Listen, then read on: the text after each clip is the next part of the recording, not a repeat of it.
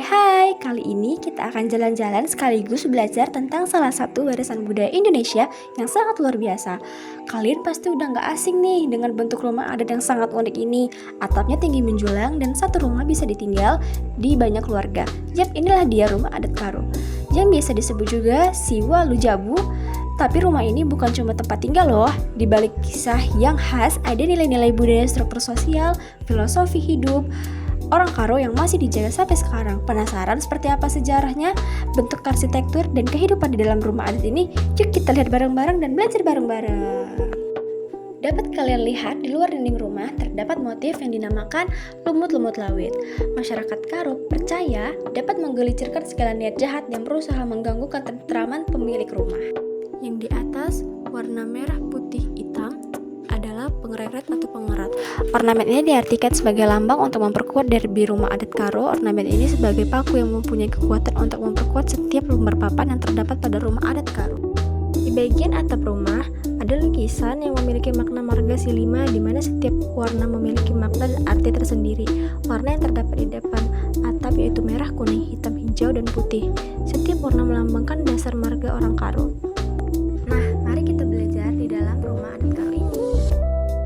Rupanya rumah ini itu gak dibangun pakai paku, tapi hanya pakai bambu, kayu, dan ijuk untuk atap rumahnya.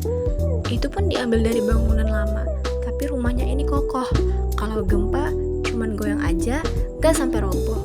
Jadi rumah ini memiliki daya tarik sendiri dan keunikan rumah adat Karo atau Siwa Lujabu Garista. Pembangunan Siwa Lujabu hanya menggunakan kayu, bambu, dan ijuk. Bahan kayu yang digunakan pada tiang kerangka lantai di dinding. Sementara itu, kerangka atap dan teras dibuat dari bambu. Pada bagian atas atapnya digunakan ijuk sebagai penutup. Jadi gimana sih cara membenarkan atap yang udah rusak? Nah, jadi di atas itu disediakan tangga untuk menuju yang paling atas. Mereka menggunakan tukang yang sangat mengerti arsitek dari rumah adat ini untuk menghindari kecelakaan. Jadi membenarkan atap rumah adat ini tidak sembarangan ya. Ada pijakan-pijakan khusus yang membuat mereka tetap aman. Jika tidak hati-hati mereka akan jatuh atau bisa kita bilang terperosok. Ada nih yang buat aku salfok di dalam rumah ini. Ternyata itu kompor yang dipakai oleh anggota keluarga yang ada di dalam rumah. Di atas kompor itu adalah tempat untuk menyimpan makanan. Di dalam rumah ini ada 4 tungku masakan. Sesuai dengan namanya, Siwa Lujabu artinya 8 keluarga. Jadi satu tungku ada 2 kepala keluarga. By the way, rumah adat Karo Garista adalah rumah Siwa Lujabu pertama di kota Medan. Siwa Lujabu berasal dari Karo yang artinya rumah yang dihuni oleh 8 keluarga. Bangunan ini dipindahkan dari tanah Karo atau lokasi asalnya. Awalnya rumah ini dibangun pada tahun 1893 di tanah Karo, kemudian direkonstruksi di Medan pada tahun 2018 sampai 2019. Rumah Siwa Lujabu di Garista ini dulunya milik seorang mantan tentara yang sudah lama tidak berpenghuni.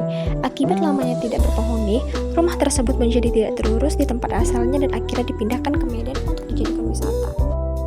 Rupanya, kata Pak Mardi, pengurus rumah adat Karo Garista ini, rumah ini itu sering dijadikan tempat prewedding, kemudian acara-acara gereja ataupun nikahan. Seperti kalian lihat di opening video, ada orang yang lagi bersiap-siap untuk prewed. Ada gak sih terlintas di pikiran kalian gimana cara 8 keluarga itu tinggal di dalam satu rumah? Nah, yang seperti kalian lihat, ada dapur yang berisikan 2 keluarga. Jadi, di samping dapur itu dikasih sekat. Zaman dulu, mereka menyekatnya dengan tirai. Ya, mungkin seperti yang kita bayangkan, akan terlihat sangat sempit untuk 8 keluarga di dalam satu rumah. Wah, ternyata sangat unik ya untuk mengetahui ornamen dari rumah adat Karo ini. Jadi, saya yang bukan dari suku Karo mendapatkan ilmu dari tugas perkuliahan saya. Tugas perkuliahan saya dengan matkul arsitektur tradisional dan etnodesain. Saya cukup merasa tertarik oleh motif-motif yang ada di dalam rumah adat ini. Ternyata di setiap sudut bangunan, setiap sudut arsiteknya memiliki makna yang berbeda-beda. Oke, sekian dari pembelajaran di video ini. Saya mengucapkan terima kasih dan maaf jika saya tidak menjelaskan ornamen itu secara detail. Oke, see you guys. Bye-bye.